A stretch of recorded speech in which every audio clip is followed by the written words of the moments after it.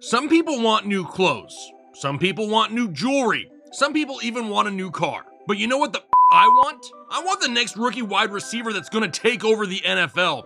I want the next Justin Jefferson, Jamar Chase, or Puka Nacua, and you can keep that damn new shirt. That's right, Headliner Nation. Today we're going to be looking at the top 20 rookie wide receivers right now in fantasy football for 2024. We need to figure out, are they going to have an immediate role? Are they somebody that we should draft in redraft fantasy football? Can they score us fantasy points this year?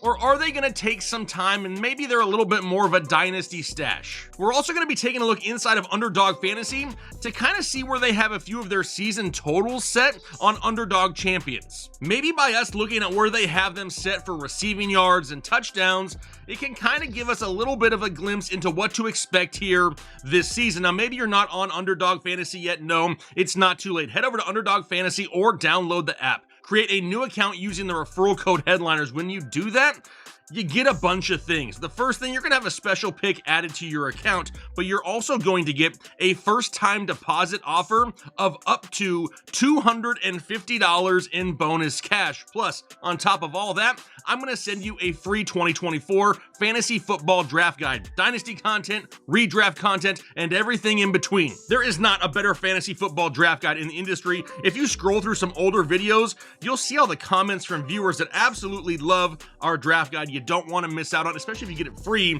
for signing up for Underdog. Speaking of free, I'm keeping it going. I want to give away a free draft guide in this video. So if this video can get 757 likes, I'll pick a random commenter from down below in the comment section to give them a free draft guide. So as we dive in here, hit the like button, leave a comment down below, and let's take a look at the current top 20 rookie wide receivers in 2024.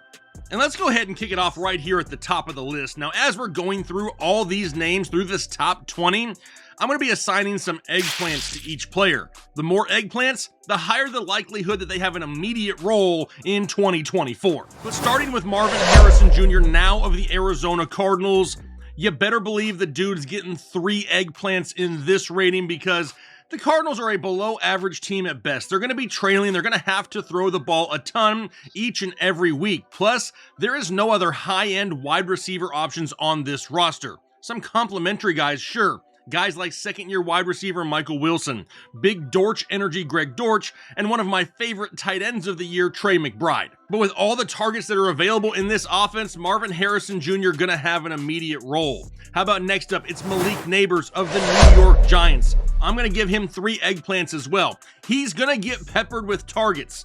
My biggest concern here, are they even catchable targets coming from Daniel Jones? Because really, he's gonna have a similar target share of a Marvin Harrison Jr., but I'm sorry, the quality of targets coming from Kyler Murray is way better than that of Daniel Jones. Plus, there's a little bit more competition in New York.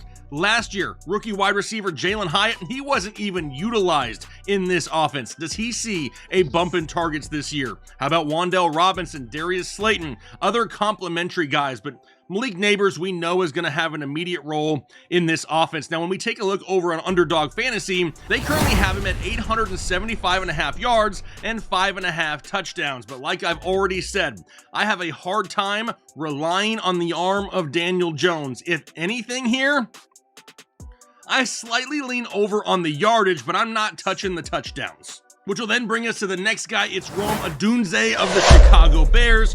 Gonna get 3 eggplants as well. Skill-wise, this guy should be a weekly must-start in fantasy football, even in 2024. But Caleb Williams, still unproven in the NFL. A lot of people have question marks, but he also has the biggest competition of any of the big 3 rookie wide receivers. He's competing for targets against DJ Moore, Keenan Allen, and Cole Kmet each and every game. When we go over to Underdog Fantasy and look at his numbers, they're currently set at 750.5 receiving yards and 4.5 touchdowns. But like I just said, there are so many options in this offense. If anything, I'll slightly lean over on the yards more so than the touchdowns as well. Where I kind of see Rome Odunze having some inconsistent weeks throughout the season, I do believe that in 2025 and going forward, he's probably going to have a pretty freakishly large role in that offense. All right, next up is Xavier Worthy of the Kansas City Chiefs. He's getting 2 eggplants. Really? because there's still a lot of unknowns surrounding what's going to happen with Rashee Rice. There's already reports coming out that he's in trouble again, potentially punching a photographer. Stop breaking the law, asshole! When we look at Xavier Worthy, is he a one-trick pony? He's in the right offense if he is, right? Even if he's running nothing but a bunch of go routes, we know Patrick Mahomes can get him the football. He also has to compete with the likes of Travis Kelce, Hollywood Brown.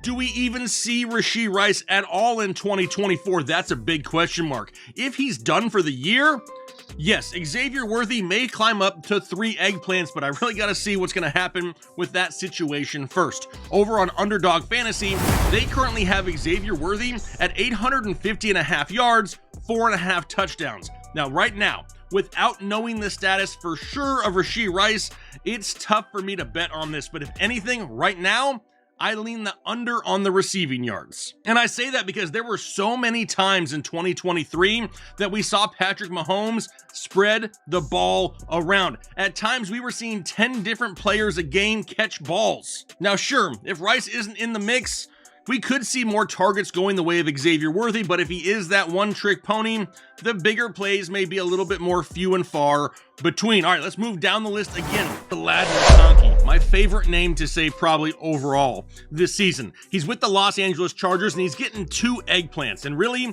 here are the reasons why. The first one, it's a super high injury risk. He has one of the highest injury risk ratings we have ever seen coming out of the draft from the doc.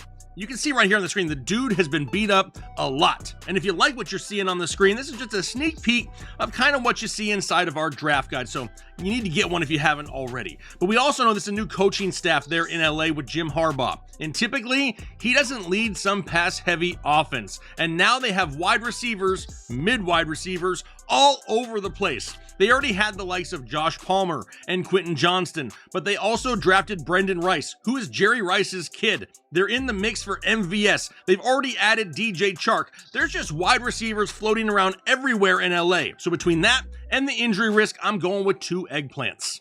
But then we got Brian Thomas Jr. of the Jacksonville Jaguars only getting 2 eggplants as well. One of my favorite wide receivers in this class coming out of LSU, 6'3", 209 pounds, ran a 4.3 40. The dude is an athletic freak. He has huge touchdown upside, but really needs to become a better intermediate route runner. I kind of look at him like a better Gabe Davis. The problem with that, he's actually competing with Gabe Davis for targets alongside Christian Kirk, Evan Ingram. We know Travis Etienne is going to get a lot of volume out of the backfield as well. When we look over at his line on Underdog Fantasy, it's currently set at 800.5 receiving yards and 5.5 touchdowns. It's going to be hard. With all those weapons, he's definitely going to need an injury of some sort in Jacksonville to achieve them. Now, it's hard to bank on an injury, but as of right now, I'm slightly leaning the under when it comes to receiving yards on Brian Thomas Jr. All right,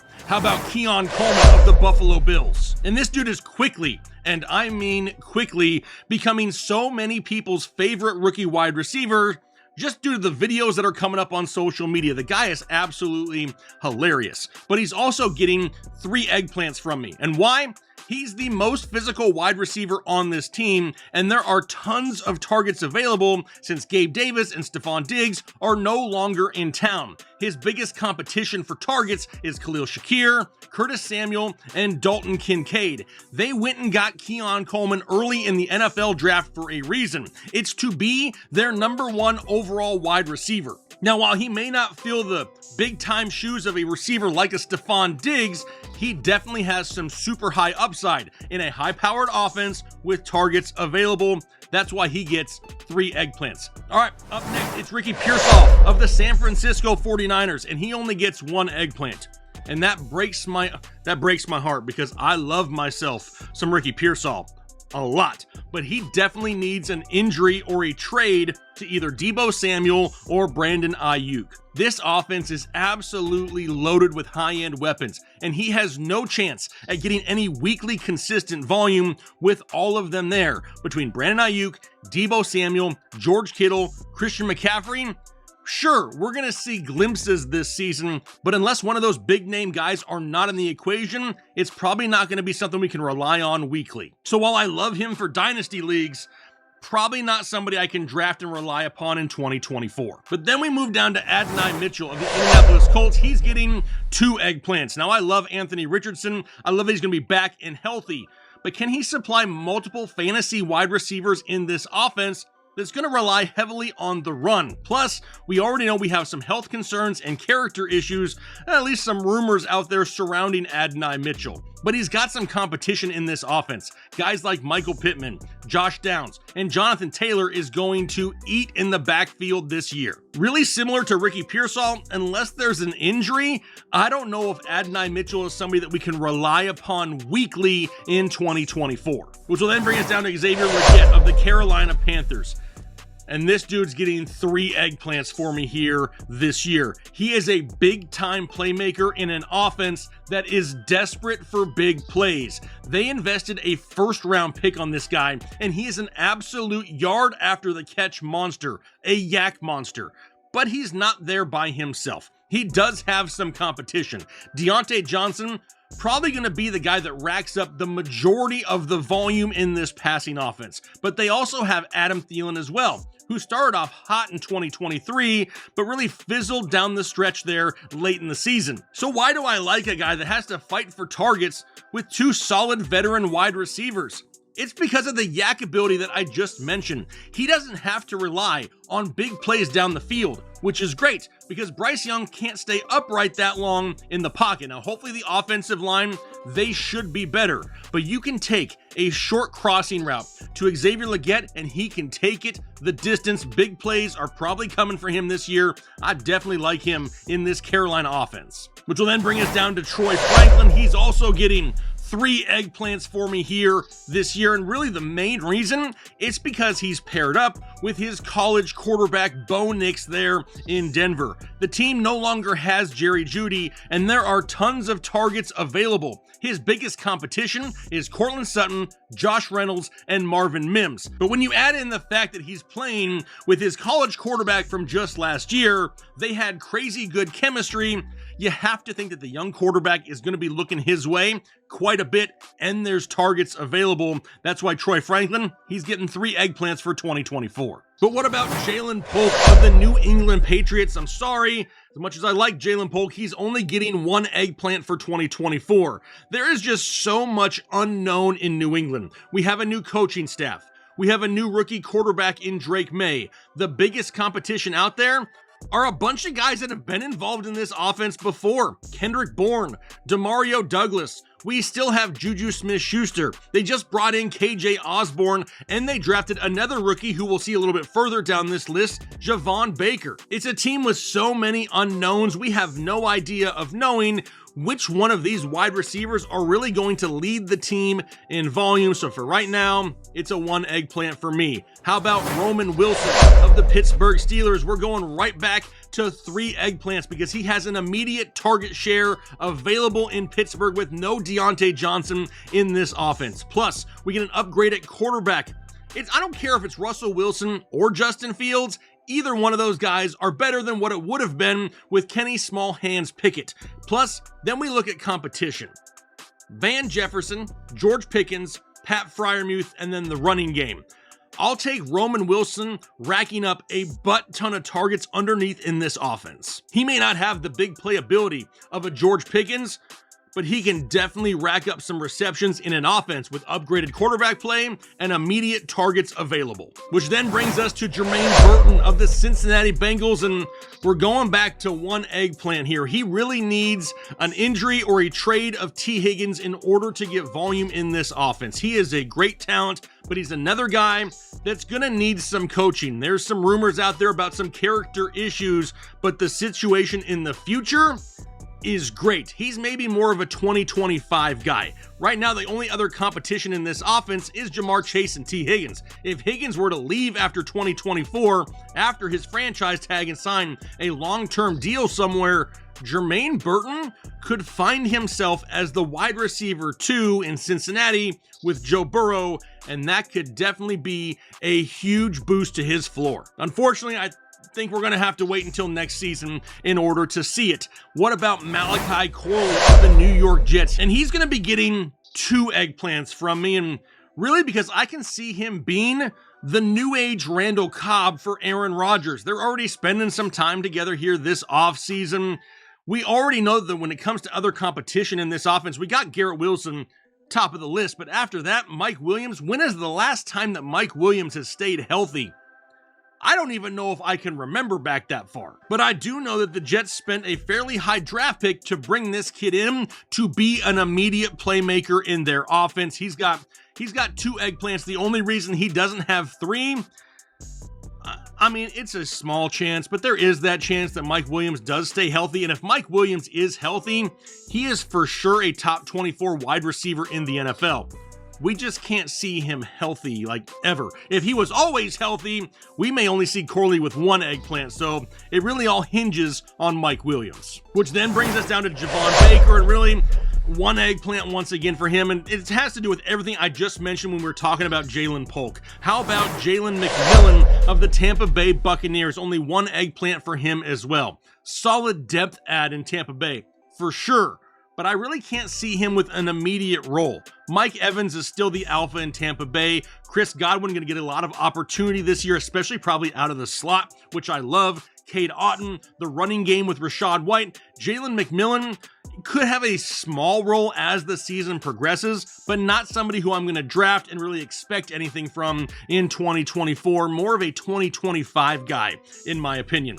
How about Luke McCaffrey of the Washington Commandos? Only 1 eggplant, and I'm not buying the hype of the last name. But don't get me wrong, I don't dislike the guy whatsoever, but he's headed to Washington where he's going to be battling for slot snaps against Olamide Zaccheaus. We also have the unknown of the new rookie quarterback Jaden Daniels entering the NFL, but on top of all of that, we still have Terry McLaurin, Jahan Dotson, and a super solid running game with Brian Robinson and now Austin Eckler. A lot of people have forgotten that Austin Eckler is even in Washington. I understand that he did a lot of people dirty last year in fantasy football, but the amount of people that have just forgotten and written off Austin Eckler is a little mind-blowing. Where we could see Luke McCaffrey rack up a couple receptions from week to week, it's not going to be something consistent enough to ever probably want to start, hopefully, in 2024. What about Malik Washington of the Miami Dolphins? Only 1 eggplant, and this right here may be the biggest kick to my eggplant in 2024, because I absolutely love the landing spot of Malik Washington going to Miami. Until they signed Odell Beckham Jr., and that has really killed the value for Malik Washington in 2024. Now, when is the last time we could really count on Odell Beckham to play a full season? That right there is a great question, because if he misses any time, all of a sudden Malik Washington can step in and be a playmaker on this a team that is already a high-powered offense. The kid led the country in receptions last year in college with 110 at Virginia. He's an absolute burner, a super smart kid, but he really needs an injury in 2024 to have any time of big opportunity. We already know that Tyreek Hill, Jalen Waddle, probably now Odell Beckham, as long as he stays healthy, they're going to be the top guys when it comes to target share in this offense. And unfortunately, we may have to wait another year or so for Malik Washington. Which will then bring us to the last guy here on the list, is Devontae Walker, who I'm giving 2 eggplants to, and I'll tell you why. He has an opportunity to have an immediate starter's role in this offense. The Baltimore Ravens are desperate for consistent pass-catching weapons. Can we just be honest here for a second? Rashad Bateman has been a bust. He can't stay healthy. He can't stay on the field. Even when he is on the field, you don't even realize that he's on the field because he's not doing anything.